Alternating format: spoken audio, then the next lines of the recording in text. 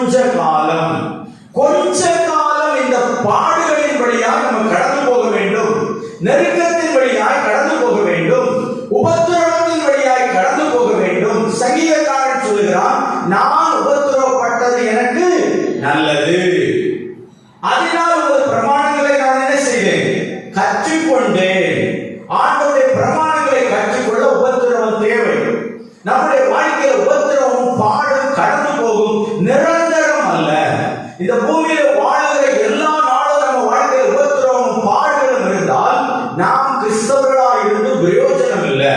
அப்படியானால் சகல கிருபையும் பொருந்திய தேவன் தாமே கொஞ்ச காலம் நீங்கள் பாட இருக்கிற பாடுகளை உங்களை விட்டு மாற்றி உங்களை என்ன செய்வாராம், சீர்படுத்தி சிறப்படுத்தி